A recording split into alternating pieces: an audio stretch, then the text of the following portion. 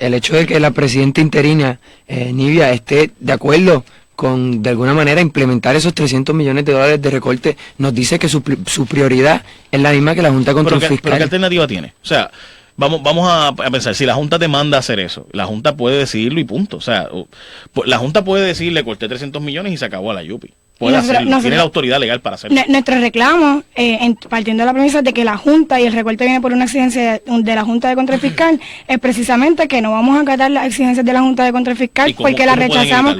Estamos organizándonos en un proceso de lucha desde la Universidad de Puerto Rico, y los estudiantes, y los profesores y empleados no docentes. Es evidente que ellos no tienen las prioridades claras. La prioridad es pagar la deuda y cumplir con las exigencias de la Junta de Control Fiscal. La deuda la están recortando en 80%. O sea que si vas a recortar, si hicieras el equivalente a la Yupi, estarías hablando de recortarle a la Yupi no 300 millones, sino sería recortarle 700, casi 700 millones. Si no, es que nosotros entendemos... O sea, la Junta está haciendo eso. Y no solamente eso, o sea, ¿por qué la Yupi es la único servicio que no se va a cortar? Porque 700,000 personas van a perder su seguro de salud. La educación pública... Si no se implementan... el plan es ese. 700,000 personas van a perder el servicio de salud. Además, no cortándole más 300 millones. O sea, simplemente 700,000 personas van a perder el servicio de salud, 10% menos a las pensiones, 50,000 personas van a perder su empleo. Eso es porque la Yupi tiene que estar exenta de eso cuando hay personas allí. Bueno, empezando porque, yo digo, me perdonan, pero $730 por empleado de plan médico mensual. $730 es más de lo que recibe una familia entera en que está en cupones. Mira, o sea, hay espacio para recortar.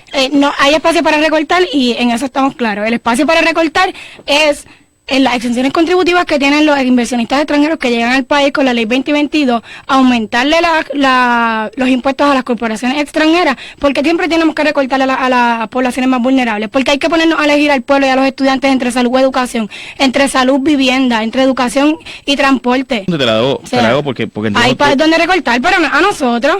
El informe de las becas presidenciales que no se quiere divulgar tampoco, que fue un hecho bien grande por un proceso de corrupción en la universidad. Ahora supuestamente lo van a terminar. Mira, yo entiendo todos tus puntos y los escucho y creo que es genuina tu posición. El problema es que, por ejemplo, esos de ley 2022 que ustedes pidieron, ¿verdad?, ponerle impuestos, se van y quedaste con cero. Porque esa gente vino aquí por ese impuesto, por eso, y pagan 4% hoy.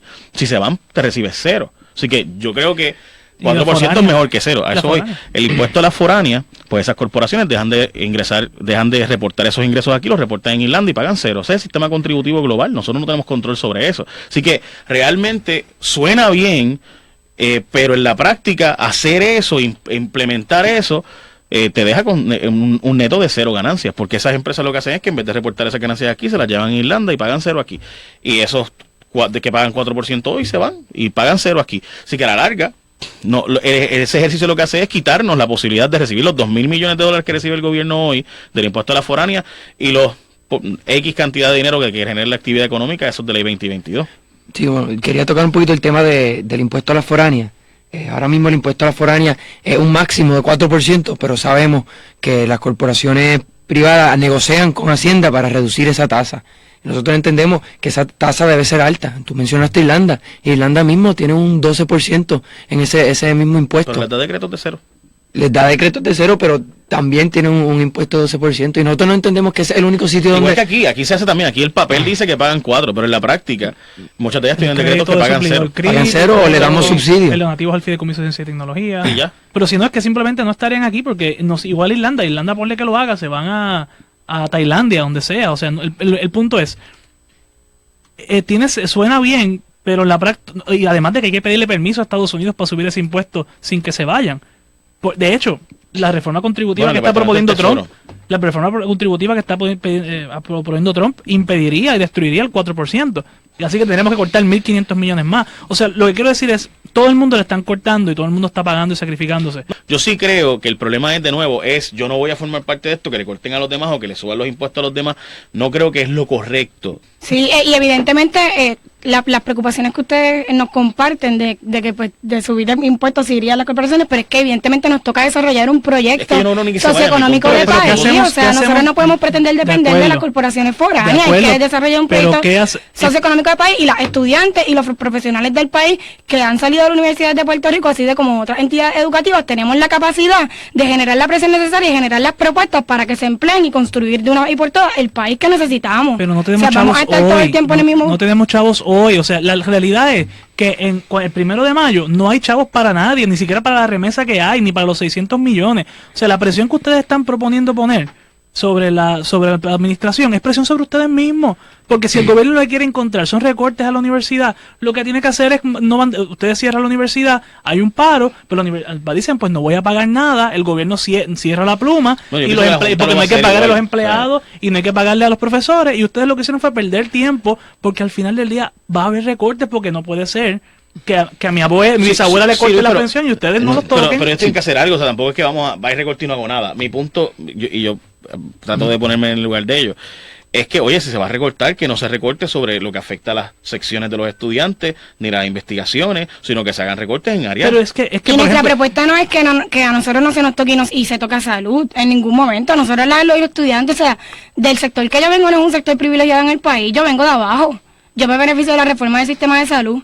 O sea, a mí el gobernador no puede decirme, no puede venir a decirme que yo voy a elegir entre mi educación, que bastante que me costó porque donde yo vengo no hay acceso real a la Universidad de Puerto Rico. De 400 estudiantes de una escuela pública entramos menos de 50 a la Universidad de Puerto Rico.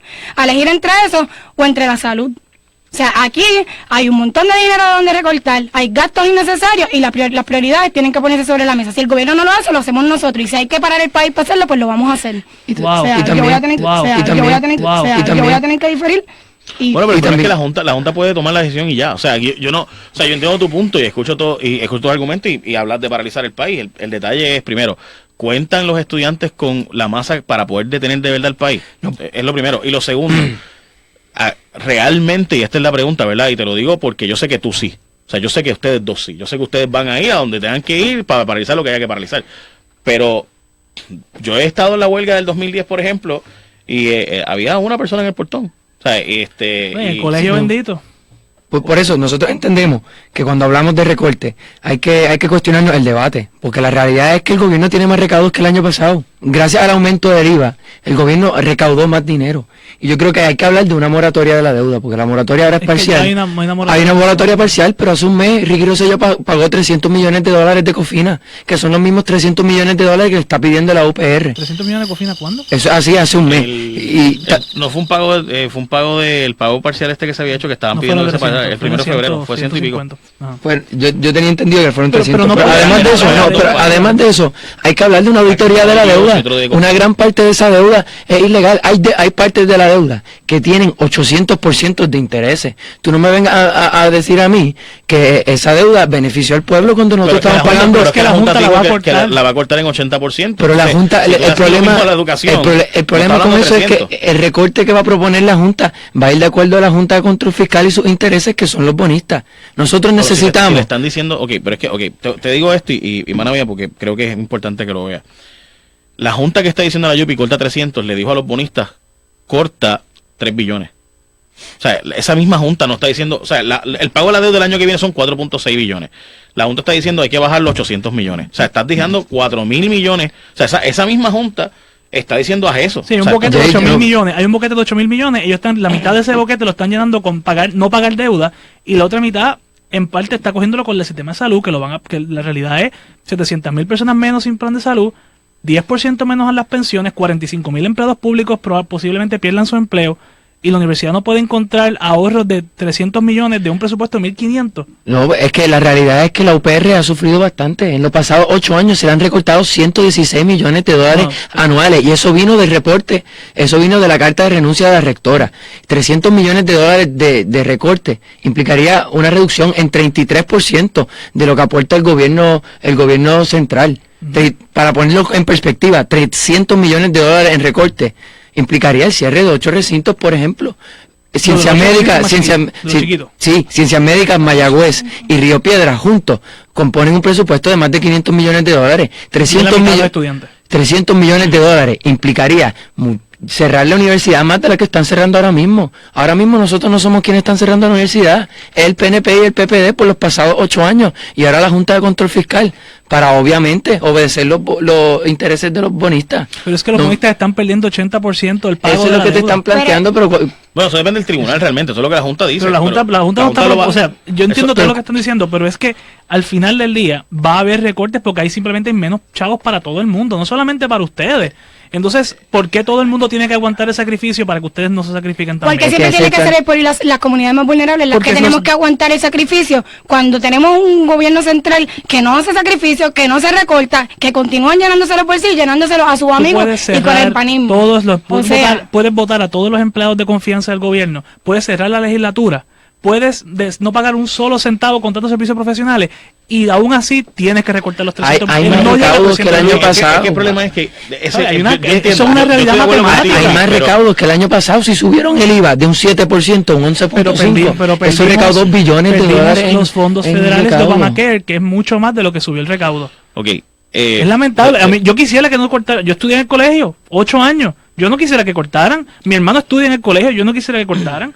Pero es que hay unas realidades matemáticas que por más que ustedes manifiesten recortar a la universidad o que se recorten otros gastos que no benefician al pueblo, pero es que van a cortar gastos, no puede ser la posición, ni a salud ni a la universidad. Lo que pasa, Luis, esas son necesidades básicas. La forma en la que yo lo veo, que como ellos obviamente lo plantean, es hay que cortar todo lo demás primero y entonces llegar a están cortando todo lo demás. Está bien, pero es que no parece porque en la legislatura allí hay una esos son 2 millones de pesos. Ponle que no paguen a nadie de eso. 1 de cada 5 puertorriqueños va a perder su plan médico y ustedes no pueden pagar 20 pesos más de matrícula por crédito. No, como nosotros sabemos. No voy a decir nada más porque ustedes obviamente están enajenados. No voy a decir nada más porque ustedes obviamente están enajenados. No voy a decir nada más porque ustedes obviamente están enajenados.